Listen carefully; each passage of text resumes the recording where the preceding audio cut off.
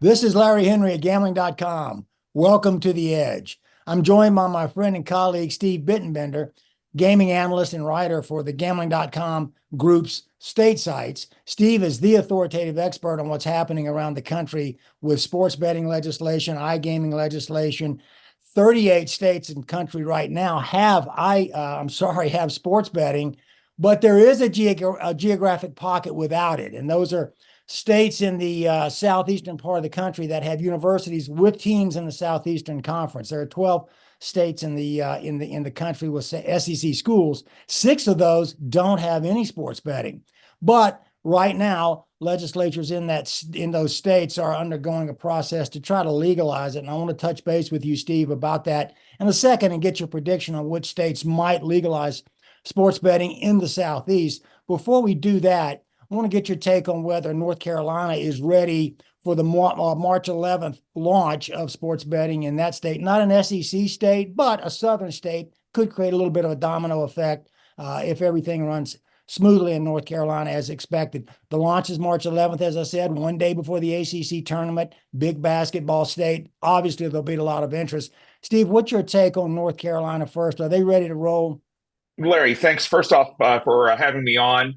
And yes, I do believe that North Carolina will be ready to go, not just for the March 11th launch date, but also for the March 1st registration date. Earlier today, the Lottery Commission held a meeting, and Sterl Carpenter, who is leading that effort for the Lottery Commission to get the state up and running for online statewide sports betting, was going through what steps are happening now. You know, they're really big on adhering to compliance down in North Carolina. They're working on some final documents that the operators will need to complete in order to get their licensure completed. And, you know, they're confident that that will happen within the next week or so. So I feel confident with where they are, in that, you know, we'll see sports betting happening in North Carolina before the start of the NCAA tournament. And you expect it to be a big deal. Obviously, Duke and North Carolina, both top 10 USA Today and AP polls, huge basketball state, as we say. So you anticipate, I do, I'm sure you anticipate a lot of activity, especially with mobile. Then retail in person comes a little bit later. Exactly. Now, there's already some retail sports betting in the state with the tribal casinos. EBCI has a couple in Western Carolina, and the Catawba Nation has one in Kings Mountain, just west of Charlotte. So, you know, those retail sports books are already in place. But now, you know, it doesn't matter if you're in Asheville, Greenville, or anywhere in between, you're going to be able to bet on sports come early March. Fantastic.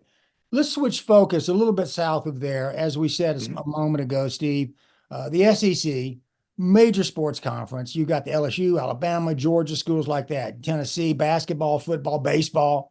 You know, just a huge conference for sports. Ironically, though, in half of those states, you can't, Kentucky, where you are, you know, UK, huge.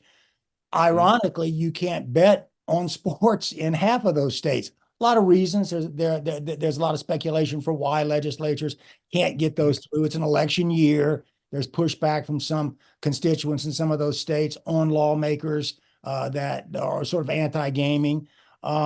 What's your take, Steve, going into it when you look at those 12 states? Now, Texas, they won't meet again until 2025, so there's going to be some time before Texas gets resolved. But when you go a little east of there along the Gulf Coast, you've got Alabama, you've got Georgia, up north of Arkansas, which is a legal betting state. Missouri doesn't have online. What do you think the opportunities are, Steve, for some of those non-gaming Southeastern Conference states that do have a chance this year? I think we're going to see some momentum finally this year in those states that you mentioned. I think, you know, having Kentucky legalized last year, having North Carolina getting ready to legalize, you know, that's kind of added some, you know, peer pressure, for lack of a better term. And also, I think we're starting to see more acceptance among some conservative sectors of the legislature. You know, here in Kentucky, a couple of years ago, the big hurdle that was overcome was a survey that came out that showed broad support for sports betting across all parties. And there have been similar polls now in other states, North Carolina and Missouri, for example, that have also shown that Republican voters want to see legalized gambling, want to see expanded gaming in their states. So I think that's going to help get initiatives in Georgia and Alabama. Yeah, the lawmakers, I think, will approve both. I feel pretty good about that. Not 100%, but I feel pretty good about that. But even with that, there would have to be a referendum in Alabama, since it's a constitutional amendment, and there's a chance that in Georgia that it would be a constitutional amendment. Some of the supporters are trying to get that off the current bill. We'll see how that goes in the Senate. Those are the two that I think I'm most bullish on. Oklahoma's up there as well, but there's still some disagreements between the legislature and the governor. So, that's a little bit of an issue. Minnesota, there's support for it, but there's some discussion whether or not it should be tribal only or should they involve the tracks, and that could end up costing Minnesota this year. But you spoke about Missouri. Missouri, I think, has a chance, but not with the way the legislature is going right now. The major professional sports teams, they're partnering with the sports books. They're getting petitions signed right now. They need I think it was about 170, 180,000 signatures across the state. If they can get those in by early May, they'll be able to get that question on the ballot in November. And I think they've got a good shot of doing that. Yeah, that's a good point, Stephen. At some point, I want to talk to you too about states like California and states with, where, as you mentioned, Minnesota with some tribal issues. In a state like Missouri, you've got a problem where those video lottery terminals, those slots in bars, convenience stores, places like that, get snagged up in the legislature. The battle over that. And what you're saying, if I'm not misrepresenting what you're saying, Steve, is if it does get bogged down again this year in Jefferson City, legislature's meeting now. Do you anticipate? You got Kansas City's a border city. Kansas has legal sports betting. St. Louis is a border city. Illinois has legal sports. I think every state that touches Missouri except Oklahoma has legal sports betting. So at some point, the tax revenue could be an issue. Do you think if the legislature if it gets snagged up again, do you think those petitions will have some success and the public would go for it? I think that's happening already. The proponents have already started in St. Louis right around the time of the Cardinals Fan Fest event earlier this month. So they're not waiting for the legislature. They've been down that road before, and they've seen how that story ends up. And with the way that there's a lot of rancor right now in that Missouri Senate, not just about sports betting, but about a lot of things in between. There's a real fracture between Republicans in that chamber, and that's stalling a lot of things in not just sports betting. So, I'm not optimistic at all that a sports betting bill would pass the legislature, even though there's support for it in Jefferson City. The best chance that it'll have is through this referendum process. Yeah, and back to quickly, people you talk to in Missouri will say they're going across state lines anyway to bet, and so and I know you and I both listened in last year, online to some hearings in Missouri where some of the sports team executives, it may have been somebody from the Cardinals, I don't remember, somebody was saying, look, we're competing against these big city teams like the Yankees, the Cubs, the people like that with bigger pocketbooks than we do. So this alliance with some of these sports betting companies could help our revenue.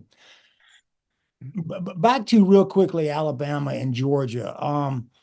Do you think the public, if the so you're anticipating the legislature, you think the sports betting legislation will get out this year in those two states? I believe so.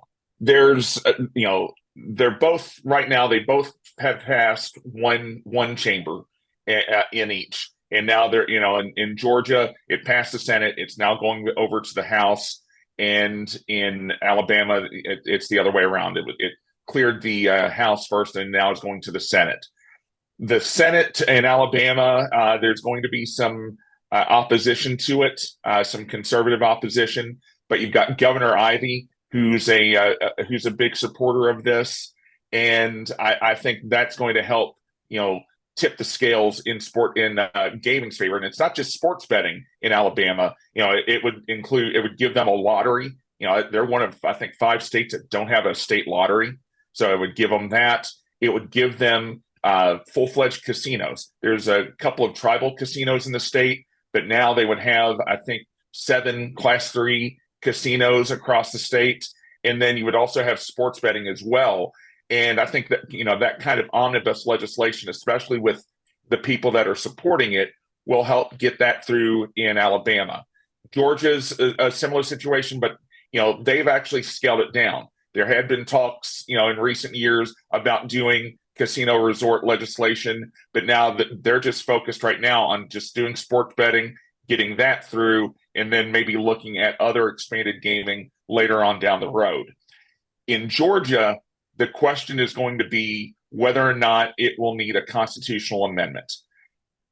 There are proponents for it that believe that, and they cite a Supreme Court judge, a former Supreme Court judge from the state, who says sports betting is a lottery game. The lottery is legal under the Constitution, so we don't need an amendment. Some people, though, are kind of concerned that they fear a legal challenge might happen, so they want to see a referendum on it. If it requires a referendum, that would require essentially 2 votes in the legislature. One to pass the enacting legislation, which would need just a simple majority in both chambers, but a second one would for a resolution calling for the referendum that would require a 2/3 majority in both chambers. That's a little trickier. And the way the vote came down in the Senate earlier this month, they had the votes, I think, for the 2/3 referendum, or the 2/3 majority in Georgia in the Senate. I don't know if they would have that though in the House, and that's a key concern that needs to be addressed. Yeah, well, thank you. I mean, it's going to be fascinating to see how that unfolds. Let me ask you real quickly too about another SEC state that does have in-person sports betting and has a limited amount of on-site mobile sports betting. The footprint of the casino, it's geo-fenced. You can't leave the casino footprint. You get on your phone and bet in Mississippi. I think I may be wrong about the number, Steve. I think there are 26 casinos in Mississippi. Half of those are along the Gulf Coast. Great gaming state in terms of interest among, the public, but mobile has gotten some resistance, long time resistance in the industry, as you know, from a lot of casino operators who want people inside the door. They don't want you on your phone, on your sofa, either betting on sports or craps or, iGaming. What's your take on what might happen in Mississippi with mobile? And then I want to get you on at some other time to talk about, as iGaming expands, is there some sort of a breaking down of the wall with some of these casino executives who might think, you know what, it doesn't cannibalize us. We can do some things to help, help that become a part of what we do to get people in the door too. Yeah. Well, I think, Larry, you kind of hit the nail on the head there. One of the big issues in Mississippi, and it applies to the iGaming debate as well, is big operator versus small operator. And in Mississippi, the major concern from the smaller casino operators are, right now, sports betting is exclusive to just the casinos. You have to go to a casino to place a legal sports bet. If DraftKings, FanDuel, BetMGM, Fanatics, ESPN Bet, and the like, if they're available online, their fear is, the casino operator's fear is, okay, they're, someone's 20 miles from a casino, rather than go that 20 miles to the casino and place their bet on the Rebels or the Bulldogs, they're just going to stay home and do it right before the game. And, there's obviously, there's some valid concerns to that. If you take a look at states that have mobile and retail sports betting, mobile, easily takes 90-95% of the handle, and that's just because of the ubiquity of it. You can bet anywhere, from your house, from a sports bar, from a stadium, wherever. So I think there's some concern, but I do think it's a little unfounded, though, that it's going to be as significant as some people claim it is. Still, though, as an old boss of mine used to say, perception is reality. And if these small operators, these small casino owners have fears, have concerns that they're going to lose business, then the lawmakers that represent those districts, those communities, are going to have some reservations too, because casinos do mean jobs for many of these communities. And I think that needs to be addressed. That either needs to be, those concerns need to be alleviated, or they just need to say, we're sorry, but this would generate some needed revenue for us. It would it would help keep people from going over to Tennessee or going to Louisiana, or potentially in a couple of years over to Alabama if they end up passing. So that's the discussion that needs to happen now. If they can find a way to maybe help some of those smaller operators, that would be great. But I don't know how that's going to shake out, especially when the legislature meets for only a short time each year. So it'll be interesting to see how that unfolds. But I'm not as optimistic there in Mississippi as I am in some of these other states. Yeah, and you and I both have talked to Senator Dabo up in New York, who says there may be some ways to, excuse me, create some incentives to, with some online sports betting or iGaming to get people in the door. So it is going to be interesting to see how it unfolds, Steve. I really appreciate you joining me today, Steve. I'm gonna, correct me if I'm wrong. Your X feed is BITTGDCG. That is the go-to source when I want to know something that's going to go legislative around the country. Steve has great sources in state houses, in the gaming industry. And so let me encourage everybody to track Steve, because he knows what's going on around the country in terms of sports betting legislation, iGaming legislation, which we'll talk about, Steve, at some other time. I'd love to have you come on about that, because that's the next big, as you said, iGaming far outstrips even sports betting. So also, Steve's in Louisville, horse racing capital of the world. Nobody knows more about the horse racing industry than Steve. So I'd also, as we get closer to we're close to the Triple Crown, I'd love to get you back on to talk about that, Steve. Sounds great, Larry. I appreciate you having me on, and look forward to coming back on again. Thanks so much, Steve. I'm Larry Henry at Gambling.com. Thanks for joining us on The Edge.